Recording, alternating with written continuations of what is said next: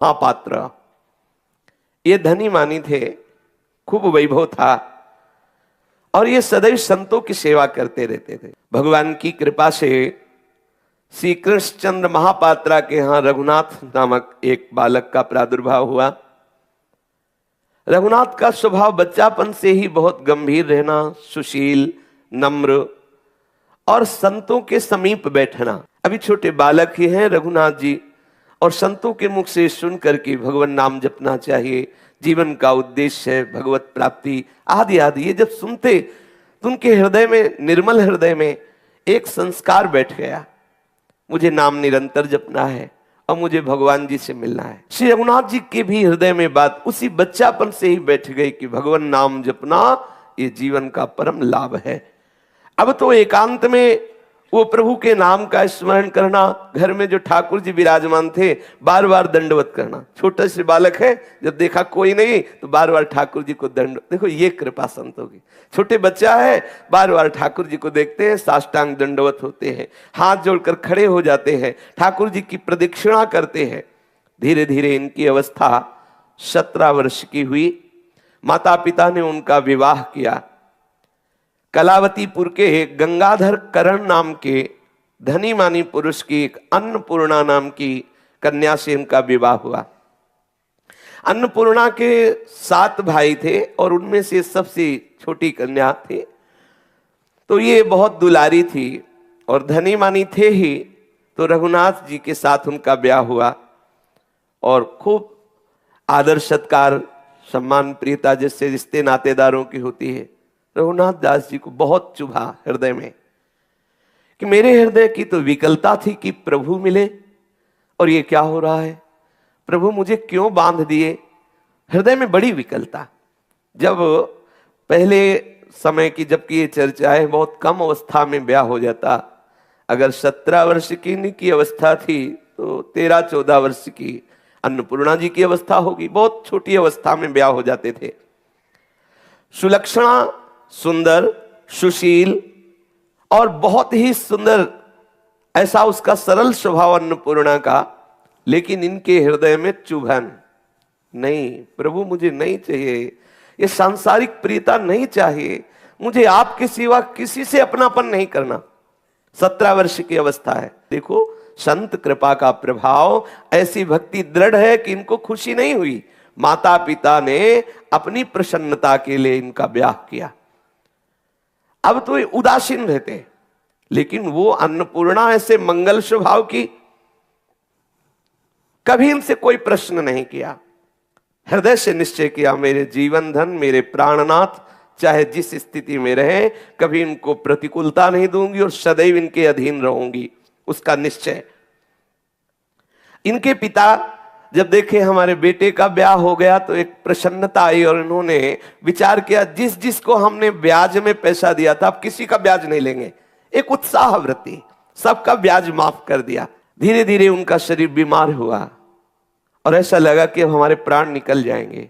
रघुनाथ को समीप बुलाया, मरणासन शैया पे है, और बुला करके कहा बेटा मैं चाहता हूं कि कभी मेरे नाम का कोई कर्जा न रह जाए। ये जो हमने बहुत धन दिया लोगों को संत सेवा अतिथि सत्कार आदि में, तो कभी कहीं हमने किसी से धन भी लिए हैं, तो अगर कोई हमारे मरने के बाद तुमसे कहे कि ये हमसे कर्जा लिए थे तो उसको वापस दे देना, इतना तुम करना, क्योंकि मैं भगवान के समीप जा करके सदैव उनकी सेवा में रहूं। और यहाँ कोई कोसे कह रहे हो तो हमारा कर्जा लेके मर गया, तो मैं ऐसा नहीं चाहता। और वो मरणासन स्थिति में, मूर्छा स्थिति में ऐसा रघुनाथ जी को आदेश किया। अब भगवान की लीला ही थी और वो पधार गए। उनकी जो मां थी रघुनाथ दास जी की, कुछ ही समय में उनकी भी मृत्यु हो गई। अब जब लोगों को ये पता चला कि वो मरते समय कह गए थे कि जिनका कर्जा हो दे देना, तो जिनके कर्जे नहीं थे वो भी आ जाते हैं, बोले हमारा कर्जा था वो दे। यहां तक कि छली कपटी लोगों ने उनका घर भी ले लिया। तो अन्नपूर्णा जो उनकी पत्नी थी, उनके तो पिता धनी मानी थे, अपनी पुत्री को ले गए। आज तक कभी रघुनाथ जी मिले नहीं उससे। घर में ही रहते हुए कभी पति पत्नी के भाव से नहीं, वो बस देख लेती थी मेरे ऊपर। वो हर समय उदास भाव से प्रभु का चिंतन करते। भगवान लीला बिहारी ऐसे हैं कि छली कपटी लोगों ने कि मेरा भी कर्जा था, मेरा भी कर्जा, घर भी छीन लिया उनका। बहू तो चली गई अपने मायके, वो 7 भाई थे तो लिवा गए, यद्यपि वो जाना नहीं चाहती थी फिर भी लिवा गए। अब रघुनाथ दास जी अकेले हो गए। रघुनाथ जी अब तो जहां कोई उन्हें भोजन दे देता, अब उनको कोई चिंता नहीं, बस निरंतर नाम जप करना और भगवत चिंतन में मगन रहना। और ये सिद्धांत हृदय में उतर गया, जाहे विधि राखे राम ताहे विधि रहिए, जोई जोई प्यारो करे सोई मोहि भावे। जैसे प्रभु मुझे रखे, कोई शिकवा शिकायत नहीं। ये देखो कृपा, ये कृपा है। कृपा भगवान कहते जिस पर मैं कृपा करता हूं उसके सारे राग नष्ट कर देता हूं। खत्म। माता पिता अंतर ध्यान हो गए, संपत्ति जो थी वो कुछ बट गई, कुछ छिन गई। आप पत्नी को ले गए परिवार के जन, उसके मायके वाले, आप अकेले। अब जब कोई भोजन दे देता पा लेते, नहीं तो खूब नाम जप करते, भगवान नाम चिंतन में डूबे रहते। अब जो भगवत मार्ग के पथिक होते हैं उनके हृदय को प्रभु कैसे आकर्षण। अब इनके मन में आया कि यहां गलियों में भटकने से क्या है, प्रभु के किसी धाम का हम आश्रय लें। विचार किया नजदीक कौन धाम पड़ता है, तो कलावती से नजदीक पड़ते थे जगन्नाथपुरी। विचार किया मैं जगन्नाथपुरी जाऊं, वही ठाकुर जी की जूठन पाऊं और अपना जीवन व्यतीत करूं। ऐसी भावना से वो भगवान नाम जप करते हुए भाव में भर करके पुरी के लिए चले, नीलाचलपुरी श्री जगन्नाथ धाम। और वहां जाकर के मंदिर में साष्टांग दंडवत किया और बस दरवाजे की में जो भिक्षुक जन खड़े रहते थे वहां जो उनको मिल जाता उसी से उदर पोषण करते। अब प्रभु से खड़े खड़े दरवाजे पे प्रार्थना करते, प्रभु मैं अनाथ हूं, ना मेरे माता है ना पिता है और ना मेरे कोई भाई है, ना कोई मेरा मित्र है जीवन में, और ना मैंने आज तक किसी को अपना माना है। प्रभु आप मेरे हो, स्वीकार कर लो। हे प्रभु आप मेरे हो, मैं आपका हूं, ये स्वीकार कर लो। बहुत अंदर से विकल हुए सिंहपौर में वही जब मंदिर बंद हुआ तो सो गए। तो ठाकुर जी ने स्वप्न में उनसे आकर के कहा कि मैंने स्वीकार किया तू मेरा है। अब तो बहुत आनंद, जब जागे तो बहुत, क्योंकि हमारी प्रार्थना स्वीकृत हो गई। ठाकुर जी ने स्वप्न में कहा कि तुम जिस भाव से मुझे स्वीकार करो, मैंने तुम्हें स्वीकार कर लिया। अब तुम आज से अपने को अनाथ मत मानना, मैं तुम्हारा हूं और तुम हमारे हो। अब तो उनको बड़ा आनंद आने लगा, बड़े भाव से जगन्नाथ जी के दर्शन करते रहते और वहीं सिंहपौर में जो कुछ भिक्षुकों के साथ उनको मिल जाता उसी से उदर पोषण करते, फटा पुराना वस्त्र अपने शरीर में डाले। अब तो किसी की कोई चिंता नहीं, कोई अब अंदर से कोई आकांक्षा नहीं, कोई संबंधी नहीं, दृढ़ भावना ऐसी भाव में भर करके विश्वास पूर्वक कातर भाव से प्रभु को पुकारते रहते, प्रभु का नाम कीर्तन करते रहते। प्रभु के कृपा प्रसाद से उनके हृदय में एकमात्र भगवत भक्ति रह गई, केवल भक्ति का ही पूर्ण राज्य हृदय में। अब जब ये कुछ जगन्नाथपुरी से यात्री जन गए तो जो अन्नपूर्णा के पिता थे, माता थे और 7 भाई थे, वो धनी मानी थे और बहुत ही कठोर बुद्धि के थे। उन लोगों को जब ये कुछ लोगों ने बताया कि जगन्नाथपुरी में हमने देखा कि तुम्हारे जो जामाता है ना, दामाद, फटे पुराने कपड़े पहने वहां भीख मांगते हैं, वहीं दरवाजे में देखा जगन्नाथ जी के। तो आपस में अन्नपूर्णा के माता पिता ने विचार किया कि हम अपनी पुत्री को क्यों जीवन भर ऐसे बैठा ले रहे हैं, वो तो भिखारी है, उसका सब कुछ नष्ट भी हो गया है और हम तो धनी मानी है, हम दूसरा विवाह अपनी पुत्री का करते हैं। बिना उस अन्नपूर्णा से सलाह लिए उन्होंने उनका ब्याह तय किया वहां के राजमंत्री के पुत्र से। और वो जानता था कि इसका ब्याह हो गया, पर बहुत सुंदर सुशील स्वभाव की थी और वो बहुत ही गंदे स्वभाव का था जो राजमंत्री का बेटा था। वो राजी हो गया ब्याह करने के लिए।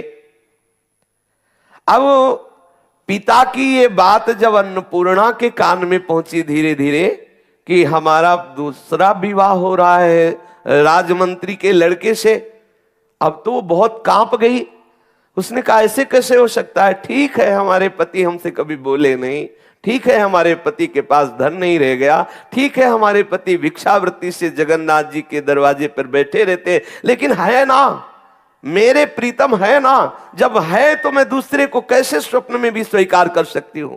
गंगाधर और मंत्री पुत्र दोनों ने ये दृढ़ निश्चय कर लिया कि अब विवाह पक्का, फाल्गुन शुक्ला पंचमी तिथि तय हो गई। अन्नपूर्णा ने जब ये सब बातें सुनी तो विचार किया और जगन्नाथ जी का स्मरण किया, प्रभु ऐसा कैसे हो सकता है, मेरे पति आपकी शरण में और मुझे दूसरे के साथ जाना पड़े। मैंने निश्चय किया है कि जिनसे मेरा ब्याह हुआ वही मेरे प्रीतम है, प्रभु आप ही मेरी रक्षा कर सकते हो। अंदर ही अंदर वो प्रभु से प्रार्थना करने लगी। रात दिन बैठे बैठे घुटती, अब उसे खाना पीना अच्छा नहीं लगता, बोलना चलना अच्छा नहीं लगता, रातों जग करके जगन्नाथ जी को पुकारती रहती, कोई ऐसा उपाय कर दो जिससे मेरा ब्याह रुक जाए। एक दासी थी जो अन्नपूर्णा को मां की तरह दुलार किया था, धाय मां उसे कहते हैं, प्रकट करने वाली मां और उसकी सेवा करने वाली धाय मां। बड़े घरों में सेविका रूप से आजीवन दासी भाव से जो रहती थी, वो धाय मां के समीप गई और उसकी गोद में बैठकर कहा कि मां मुझे बचा लो, मैं अपने धर्म से भ्रष्ट नहीं होना चाहती, और ये दुष्टता का रूप लिए हुए मेरे माता पिता मंत्री के पुत्र के साथ ब्याह निश्चय कर चुके हैं फाल्गुन शुक्ला पंचमी को, कोई उपाय बताओ, किसी दूसरे को छूने भी नहीं दूंगी। धाय मां ने कहा बेटी तू चिंता मत कर, मैंने तुझे पाला पोसा है, कोई न कोई नीलाचल नाथ जगन्नाथ जी महाराज कोई न कोई उपाय जरूर करेंगे, आप तो निश्चिंत रहे। दासी एक दिन विचार करते हुए निकली और मोहल्ले में पता लगाया, बहुत बड़ा नगर था कलावती, मोहल्ले में पता लगा कोई जगन्नाथपुरी जा रहा है क्या, तो उसको पता लगा कि कुछ लोग जगन्नाथ जी के दर्शन करने जा रहे हैं।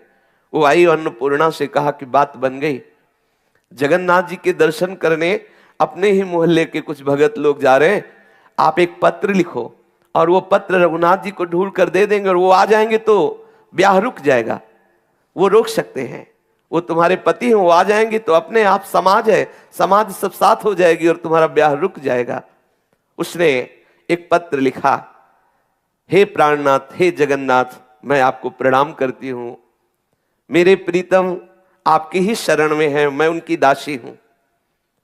आगामी फाल्गुन शुक्ला पंचमी के दिन राजमंत्री के पुत्र के साथ मेरा विवाह होना निश्चित किया गया है। यदि आपने कृपा न की और आकर के विवाह न रोका, अपने पातिव्रत धर्म से मैं विचलित नहीं होने वाली, समय तक आपकी बाट देखूंगी, यदि आप आए नहीं प्राण त्याग दूंगी। अन्नपूर्णा ने दासी के हाथ में, धाय मां के हाथ में पत्र दिया। धाय मां पत्र लेकर के उनके पास गई जो पूरी दर्शन करने जा रहे थे, हाथ जोड़ करके कहा कि ये पत्र उनको देना है, सुना है कि वो सिंहपौर में दरवाजे पर रहते हैं भिक्षुक वेश में, उनका रघुनाथ नाम है, ये पत्र उनको आप दे देना, बहुत कृपा होगी, किसी का जीवन बच जाएगा यदि आप पत्र वहां तक पहुंचा देंगे। वो भक्त हृदय उन लोगों ने कहा आप चिंता मत करो, जगन्नाथ जी के दर्शन करके अब हमारा दूसरा कार्य यही रहेगा, रघुनाथ जी को खोजना, और कहीं भी जगन्नाथपुरी में है तो जब तक वो मिलेंगे नहीं, उनको पत्र नहीं दूंगा, तब तक वापस नहीं आऊंगा, आप चिंता मत करो। बड़ी सहानुभूति प्रकट की, उन लोगों ने भरोसा दिया और वो पुरी के लिए रवाना हुए। माघ महीना के शेष होते होते वो पुरी पहुंच गए। कई दिनों तक दर्शन करके वो खोज करते रहे, क्योंकि कुछ समय के लिए रघुनाथ दास जी वहां आते और जो कुछ मिलता लेते और एकांत में समुद्र किनारे बैठ करके भगवान नाम जप करते। तो एक दिन अकस्मात मंदिर के सिंह पौर पर उन्होंने देखा फटे पुराने वस्त्र, मलिन वेश और ओठ हिल रहे हैं, भगवान नाम चल रहा है। पूछा तुम्हारा रघुनाथ नाम है? उन्होंने कहा जी। तो उन्होंने कहा तुम्हारी पत्नी ने पत्र दिया है। विचार किए कि जगन्नाथ जी के सिवा मेरा तो कोई है नहीं, पर अगर वो जगन्नाथ धाम में पत्र भेजा है तो जगन्नाथ जी के लिए ही है, इस भावना से ले लिया और पहले प्रभु को अर्पित किया। ऐसे देखो प्रभु ये पत्र आया है। फिर उन्होंने पढ़ा, पढ़ते ही चित्त व्याकुल हो गया, क्योंकि मेरी पत्नी इसलिए व्याकुल नहीं हुआ, एक जीव जो इस शरीर से संबंध मानता है और यह शरीर प्रभु का शरणागत है और वो आत्महत्या कर लेगा, इस बात से वो व्याकुल हो गए। और अब फाल्गुन शुक्ला पंचमी के केवल 10 दिन शेष रह गए हैं और पुरी से अगर पैदल चला जाए तो 1 महीना का रास्ता है, पहुंच नहीं सकता। अगर हम भागे भी तो नहीं पहुंच सकते और वो शाम तक आत्महत्या कर लेगी अगर उस तिथि को ना पहुंचे। क्या करूं? थोड़ी देर विचार करने लगे, फिर एकदम प्रसन्न हुए, जो जगन्नाथ जी चाहेंगे वही होगा। पत्र हमने उनको दिखा दिया। मनोरथ कल्पद्रुम तो जगन्नाथ जी हैं, कृपा सागर हैं, विपत्ति नाशक हैं, उनको जैसा उचित होगा वो करेंगे। एकदम निश्चिंत हो गए। थोड़ी देर के लिए चिंता बड़े बड़ों के हृदय में आ जाती है। निश्चिंत हो गए रघुनाथ जी, जगन्नाथ जी जाने, और भगवत स्मरण करने लगे। सर्वांतर्यामी सर्वसमर्थ कर तुम अकर तुम अन्यथा कर तुम, प्रभु से कोई बात छिपी नहीं और कोई बात ऐसी नहीं जो पूर्ण न कर सके। सिंह द्वार पर चिथड़े में लिपटे हुए भगवान नाम स्मरण करते हुए वो सो गए। रात्रि में शरणागत वत्सल भगवान जगन्नाथ जी ने लीला रची। कलावती पुरी जो गंगाधर करण जी जहां रहते थे उसी दरवाजे पर आंख खुली श्री रघुनाथ जी की। जब जगे सुबह तो अब सिंहपौर में सोए थे और सीधे वहीं, उनके लिए कुछ दुर्लभ है। रघुनाथ जी की आंख खुली तो देखा कि यहां तो सिंहपौर नहीं, ये तो जगन्नाथ जी का मंदिर नहीं। प्रभु सर्वाश्चर्य में है। आंख खुलते ही देखा कि ये किस ग्राम में आ गए, कौन से, अब ब्याह जब हुआ था तब गए थे, कभी दोबारा ससुराल गए नहीं, दूल्हा बन के गए थे तो ऐसा कुछ खास याद नहीं था। तो लोगों से पूछा कि ये जगन्नाथपुरी तो है नहीं, और स्वप्न में हूं नहीं, जागृत हूं, ऐसे छू के देखा कि जाग रहा हूं। ये है कौन सा नगर और ये किसका महल है? आप बताने की चेष्टा करें तो लोग कहते तुम पागल। पहले लोगों से पूछते, मैं जाग रहा हूं ना, तो लोग वो समझते, कहते कि भाई तुम जाग रहे हो। हाँ। बोले जगन्नाथपुरी है कि नहीं? बोले ये जगन्नाथपुरी ये कौन सा शहर है, क्योंकि एकदम रातों रात सब हुआ। बोले कलावती नगर है और जहां तुम बैठे हो सामने महल, महान धन संपन्न जो गंगाधर है उनका है। गंगाधर तो मेरे ससुर का नाम था। अच्छा, तो ये जगन्नाथ जी की लीला हुई। पत्र का उत्तर सीधे हमें, ऐसा देखो कैसी लीला रची। सीधे रात्रि में ही जगन्नाथ जी ससुराल पहुंचा दिए उनको। अब जब घर वाले निकले तो देखा फटे पुराने कपड़े में रघुनाथ भाग के गया। लड़का जो 7 भाई थे बोले सब गड़बड़ हो गया। क्या? बोले वो आ गया, अन्नपूर्णा का जो पति था वो तो सामने दरवाजे में बैठा हुआ है। भागे माता पिता और बाहर जाके बोले अरे बेटा बाहर क्यों बैठे हो? ये लोग सब बड़े कपटी स्वभाव के थे और तत्काल हाथ पकड़कर घर के अंदर आए कि कोई जान न पावे कि ये इनका दामाद है, क्योंकि ब्याह तय हो गया है, फिर लोग हंसी उड़ाएंगे। अंदर ले गए। अन्नपूर्णा ने जे ही देखा पति आए तो मानसिक प्रणाम किया। एकांत में बैठी हुई थी। बहुत जगन्नाथ जी के प्रति बार बार अहो प्रभु बड़े कृपालु, बड़े कृपालु। नेत्रों से प्रेमाश्रु धारा बहने लगी। ध्यान में मगन हो गई प्रभु की। प्रभु आज मैंने देख लिया, आप हमारी आर्त पुकार सुन लिए। प्रभु तुम्हारे बिना ऐसा कौन खेल कर सकता है? अभी 10 दिन बकाया है और पहले ही हमारे पति को भेज दिया। वो बहुत आनंद में मगन है। रघुनाथ तन मन की शुद्ध भूले हुए जगन्नाथ जी से बात कर रहे अंदर ही अंदर, प्रभु कैसे कृपाल हो, कैसे लीलाधारी हो। और पत्नी भी उनके भाव में डूब रही और ये सब पूरा परिवार जल रहा है। अब क्या किया जाए? ये तो आ गया, अब क्या किया जाए? क्योंकि अगर ये यहां जीवित है तो ब्याह कैसे हो सकता? समाज भी तो है। और आपस में बैठ करके सलाह करने लगे। तो सास ने कहा तुम चिंता मत करो, विधान सब बनाएंगे, पहले कुछ खवा पिया के से राजी करे। भोजन पवाया, कपड़े अच्छे दिए और कहा कि आप बहुत दिनों बाद पधारे हैं, बड़ी कृपा है, आप कमरे में विश्राम करें। अन्नपूर्णा मन में डर गई कि ये कपटी लोग जो हमारे ना चाहने पर भी ब्याह तय कर रहे थे, हमारे पति से इतना प्रेम दिखा रहे हैं, इसमें कोई कपट है। अंदर ही अंदर वो समझ गई कि ये जैसे कटोरा तो सोने का है लेकिन भरा उसमें विष है। प्रियता तो दिखा रही है जामाता जैसी ही कि भाई हमारा दामाद आया है, लेकिन अंदर इनकी जरूर छल कपट है। हृदय में वो विचार करें कि प्रभु हमें डर लग रहा है कि कोई न कोई ये विषम लीला न कर दे। अब जब वो सैया पर लेटे हुए हैं कमरे में, रघुनाथ जी धीरे धीरे पतिव्रता अन्नपूर्णा जी गई और उनके चरणों को स्पर्श किया, धीरे धीरे चरण दबाने लगी और उनके मन में बहुत बातें आ रही कि मैं अपने पति से बोलूं, लेकिन एक भी शब्द ना बोल पाए। रघुनाथ जी देखा कि पत्नी चरण दबा रही, शांत गंभीर। उनके भी मन में आया कि मैं इसको ढांढस बनाऊं, लेकिन ना वो कुछ बोल पाए ना वो कुछ बोल पाए। अन्नपूर्णा के माता आई और बोली चलो चलो, देखो थके हुए आए, उनको सोने दो, तुम हटो। और बेचारी बहुत लज्जा संकोच से उसको हाथ पकड़ करके अन्नपूर्णा का ले गई एकांत कमरे में, तू यहां बैठ, दामाद को सोने दे। और वो समझ गई कोई न कोई इनकी ऐसी मंत्रणा होगी जिससे हमारे पति की हानि हो।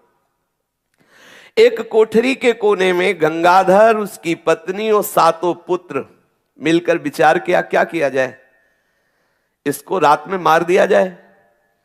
तो उन्होंने कहा अगर ऐसे मारोगे तो अन्नपूर्णा हल्ला मचा देगी, कोई ऐसा उपाय करो जिससे अन्नपूर्णा भी न जान पाए ये मर जाए, और सुबह हम लोग ये कह देंगे कि काले सर्प ने काट खाया और ये मर गए, और फिर कोई बात नहीं होगी, फिर तो ब्याह हो ही जाएगा, वो तो तय ही है फाल्गुन शुक्ला पंचमी को। अब वो सलाह षड्यंत्रकारी ये माता पिता और भाइयों ने किया और बहुत ही तीक्ष्ण विष मंगाया गया। और संध्या काल के जो भोजन की तैयारी थी, सुंदर सुंदर पुआ, खीर, पूड़ी और मिठाई, सब में विष मिला दिया। देखो कैसी पाप मूर्ति ये परिवार के जन है, सब में विष मिला दिया कि इस भिखारी को मार दो और उस राजमंत्री के पुत्र के साथ जो ब्याह तय है, हमारी पुत्री का ब्याह हो जाएगा। वो समझ गई कि कुछ ना कुछ तो गड़बड़ है। वो रसोई में गई, बोली मां मुझे भी सेवा का अवसर दीजिए, मेरे पति देव आए। अरे नहीं, तू तो नहीं, मेरे दामाद हैं, आज तो मुझे, कल भले तू पवा देना, आज शाम की रसोई में तेरा प्रवेश नहीं, तू तो बैठ जाके दूर। ना तो पति से मिलने दे रही है ना रसोई में आने दिया। उसको पक्का विश्वास हो गया तो उसने धाय मां से कहा कि तुम कृपा करो, हमें किसी तरह संकेत मिलना चाहिए कि इन लोगों का क्या षड्यंत्र हो रहा है, कोई ना कोई तो है, मेरा हृदय कह रहा है कुछ ना कुछ तो ये गड़बड़ कर रहे हैं, कुछ ना कुछ मेरे पति का अहित करना चाहते हैं। अब धाय मां तो दासी थी, उसके लिए तो कोई रोक था नहीं। वो धीरे से वहां की सब रसोई के रहस्य को जान करके आई और कहा बेटी ये तो बहुत बड़ी निंदनीय बात है कि तुम्हारे माता पिता और भाई मिलकर बहुत तीक्ष्ण जहर इस स्वादिष्ट भोजन में मिलाया गया है और ये सब तुम्हारे पति को मारना चाहते हैं। अब तो घबरा गई, हिम्मत की कि जो कुछ भी हो पति के प्राणों की रक्षा करनी चाहिए। गई, दौड़ पड़ी उसकी मां, रसोई में प्रवेश होते ही रोक दिया। अरे तुम क्यों आ रही हो? तो उनका मां मेरी भी इच्छा है, कुछ ना कुछ तो मेरी भी सेवा लगे ना, मेरे पति आए हैं, मेरी इच्छा है ना ना। अब उसने, भगवान की ऐसी लीला थी कि जो अपने लिए भोजन तैयार किया था सास ने, वो भोजन उठाई और दूसरे कमरे में रखने के लिए गई। इतने में अवसर मिला, जो थाल सजाई गई थी जहर से भरे हुए पदार्थों से रघुनाथ जी की, उसमें एक पिष्टी मिठाई थी जो 2 पीस में चिपकी हुई थी। तुरंत देखा उसने, और जैसे छौंक लगाने में एक पत्र होता है, तेज पत्र, हाँ वो जो छौंक लगाने में होता है ना, उसको तत्काल उसने लिया और अपने काजल से लिखा विष है, विष है लिख करके उस पिष्टी में दबा के सबसे ऊपर रख दिया और भगवान से प्रार्थना की। और जानती थी कि प्रसाद पवाने में पहले पवाया था कि मीठा इनको बहुत पसंद है, अगर थाल में मीठा होता तो सबसे पहले मीठा पाते, तो उसको पता था। उसने जगन्नाथ जी से प्रार्थना किया, हे भगवान मेरी प्रार्थना सुन लो, मेरे पति सबसे पहले इसी पिष्टी मिठाई को ले और वो उसे खोल कर देख ले, इतनी आप कृपा करना। सोने की थाल में, सुंदर सुंदर कटोरियों में खीर, सब्जी, पूड़ी, ये सब, और सबके ऊपर फिर मिठाई। अब वो ये रहस्य मां नहीं जान पाई कि उस मिठाई के बीच में उस तेज पत्र में लिखा है कि विष है। ऐसा लिख करके उसने रघुनाथ जी के सामने थाल पहुंची। रघुनाथ जी तो जय जगन्नाथ आंख मूंदा और कीर्तन करने लगे और भावना में एक एक कवल जगन्नाथ जी को पवाने लगे। थोड़ी देर के बाद फिर आंख खोली और जय जगन्नाथ, और जे भी वो पिष्टी उठाई, सब पूरे परिवार के जन ताक रहे हैं कि अब तो बस पाएगा, थोड़ी देर में मर जाएगा। ऐसे पिष्टी खोली तो नजर बचा के ऐसे देखा कि विष है। खिड़की से पत्नी भी देख रही थी तो उन्होंने ऐसे देखा। पत्नी समझ गई कि देख लिया, बहुत प्रसन्न हुई, हट गई वहां से। अब वो विचार करने लगे कि ये तो हमने जगन्नाथ जी को अर्पित कर दिया। जो वस्तु जगन्नाथ जी को अर्पित कर दिया, जब प्रभु को भोग लगा दिया, अपने लोग हो तो कह दे कोई साक्षात थोड़ी लगाया, तो भावना में लगा है, हम नहीं पाएंगे, जहर है इसमें। लेकिन निष्ठा, उन्होंने कहा जब हमने जगन्नाथ जी को पवा दिया, मेरे प्रभु ने पा लिया, तो फिर क्या, मरना तो एक बार है ही ना। हम प्रभु को अर्पित किए हुए प्रसाद को नहीं छोड़ सकते। प्रभु को तो लगा दिया भोगो, अब कहे कि इसमें जहर है, फिर ऐसा नहीं। जय जगन्नाथ पाना प्रारंभ किया। जैसा पूर्ण पाया जाता है वैसे ही पाते पाते शरीर नीला होने लगा, क्योंकि जहर था ही। आंखों के सामने अंधकार छाया, मुरझाई गिर। अच्छा, वो अन्नपूर्णा जी इसलिए प्रसन्न है कि पति ने पढ़ लिया, आप काहे को खाएंगे, वो तो चली गई प्रसन्न होकर, भगवान ने मेरी बात सुन ली। और वो माता पिता भाई सब बिल्कुल खड़े हैं।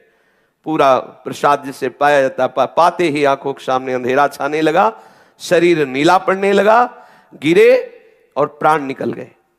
जब उनको दुष्टों ने देखा कि मर गए तो धीरे से दरवाजा लगा दिया और कि थोड़ा और रात्रि हो जाए, फिर हम हल्ला मचा देंगे कि देखो दामाद को सांप ने काट खाया और ये मर गए, तो अन्नपूर्णा भी कोई शंका नहीं कर पाएगी, फिर हम इनको दफना देंगे। ऐसी भाव बड़े प्रसन्न हुए वो सास ससुर और वो भाईजन की बढ़िया, हमारी जो षड्यंत्र था वो पूरा हुआ, हमारी बात पूरी हो गई, अभी मर जाएगा, अब राजमंत्री के साथ ब्याह होगा। अब वो विष का प्रभाव पड़ा, पूरा शरीर नीला हो गया। जब सबको प्रसन्न देखा तब उसके मन में आई, अन्नपूर्णा के मन में, उसने धाय से कहा कि तुम दौड़ के देखो क्या बात है, ये प्रसन्न क्यों है। धाय ने कहा एक खुसुर खुसुर आपस में बात कर रहे हैं, हमें लगता है कोई षड्यंत्र इनका काम कर गया। उसने विचार किया कि जब मेरे पति मेरे सामने पढ़ के देख लिए थे विष है, फिर वो खाएंगे क्यों, जब खाएंगे नहीं तो कोई ऐसा षड्यंत्र इनका चलेगा नहीं। धाय से कहा तुम दौड़ के कमरे में झांक के देख के आओ। तो एक दीपक जल रहा था, उसमें देखा पूरा शरीर नीला, फेन निकला हुआ, आंखें खुली, भाग के आई और कहा गजब हो गया, उनका शरीर नीला है और हमें लगता है उनके प्राण निकल गए हैं। अब तो विकल हो गई, ऐसा क्यों हुआ, क्योंकि हमने तो लिख दिया था इसमें विष है और पति ने पढ़ भी लिया था, ऐसा क्यों। भाग के गई और खिड़की से झांक करके देखा तो पति को निष्प्राण देखा। अब तो कांप गई और जगन्नाथ जी से कहा कि आपके होते हुए प्रभु ऐसा कैसे हो गया, हे दीन बंधु, हे पतित पावन, ऐसा कैसे हो गया। प्रभु आप तो सर्वसमर्थ हैं और हमने लिख के भी आपकी प्रेरणा से दिया और उन्होंने आपकी प्रेरणा से पढ़ा भी, फिर ऐसा कैसे हो गया। बहुत अंदर से बहुत वो दुखी है, विकल हो रही है। फिर अन्नपूर्णा एकांत में बैठ करके आर्त भाव से प्रभु से प्रार्थना करे, हे कर तुम अकर तुम अन्यथा कर तुम सर्वसमर्थ स्वामी, आपके लिए विष को अमृत कर देना क्या कोई आश्चर्य की बात हो सकती है। मेरे प्रीतम को बचा लो, हे प्राण प्यारे मेरे प्रीतम को। अब वो बार बार एकांत कमरे में बैठती, बार बार आती, हिम्मत नहीं पड़ रही कि अब करे तो क्या करे, क्योंकि देखती है कि पति पधार गए और ये दुष्ट जन आनंदित हो रहे हैं। उसके हृदय में अंधकार छा रहा, क्या करूं। चारों ओर अपने आप को निर्बल देख करके वो आर्त भाव से प्रभु को पुकारा, हे जगन्नाथ कृपा करो, हे करुणा में कृपा करो। आर्त भाव से जब इस देवी ने पुकार की तो अखिल विश्व के स्वामी श्री ठाकुर जी महाराज रुक नहीं सके। तत्काल देखा कि कमरा प्रकाशित हो गया। उसने खिड़की से झांक के देखा, कमरा प्रकाशित हो गया और नील श्याम मेघ जैसी अंग कांति है, नौ किशोर अवस्था है और रघुनाथ दास जी के सर को अपनी गोद में रख के जैसे मां दुलार करती, ऐसे प्रभु हाथ फेरे। प्रभु का स्पर्श होते ही रघुनाथ जी दास जी के शरीर में जैसे बिजली दौड़ पड़ी हो, कर तुम है। वो बहुत आनंदित हुई। घनश्याम के श्याम अंग की कांति से संपूर्ण वो कमरा प्रकाशित हो रहा है। अब वो लोग तो प्रसन्न है, अलग कमरे में सब बैठे हुए कि बहुत बढ़िया बात बन गई, वो तो मरी गया है, अब उसको दफना देंगे और ब्याह हो जाएगा। लेकिन श्री ठाकुर जी की लीला, प्राणपति के मस्तक पर जगतपति का हाथ दे करके बहुत आनंदित हुई। ठाकुर जी ऐसे ऐसे हाथ फिरा रहे हैं। फिर मधुर स्वर में ठाकुर जी बोले कि मेरे लाल रघुनाथ उठ, कोई सृष्टि में ऐसा विष ही नहीं बना जो तुझे अचेत कर सके, उठ जा। ऐसा प्रभु बोल रहे, देख मैं आ गया हूं, उठ जा। ऐसा ठाकुर जी जे भी बोले तो वो जैसे कोई बहुत गहरी नींद से सो के उठा हो, उठे। अब जे ही उठे ठाकुर जी अंतर ध्यान। रघुनाथ जी को लगा कि बहुत थके हुए थे, आज बहुत गहरी नींद आ गई। अब वो पतिव्रता बहुत प्रसन्न हुई, बस हट गई वहां से कि कोई जान न पावे, एकांत में गई। अब वो बहुत आनंदित है कि मेरी बात श्री ठाकुर जगन्नाथ जी ने सुन ली और उसको ठाकुर जी का दर्शन हुआ, देखा ठाकुर जी आए। अब आप देखो उसका क्या भजन है, एक भगवत भक्त पति के प्रति पूर्ण आसक्त है। तो देखो अभी साक्षात जगन्नाथ जी का दर्शन रघुनाथ जी को नहीं हुआ, उनकी पत्नी को हो गया। देखा कि ठाकुर जी आए हैं, गोद में सर रखा रघुनाथ जी का।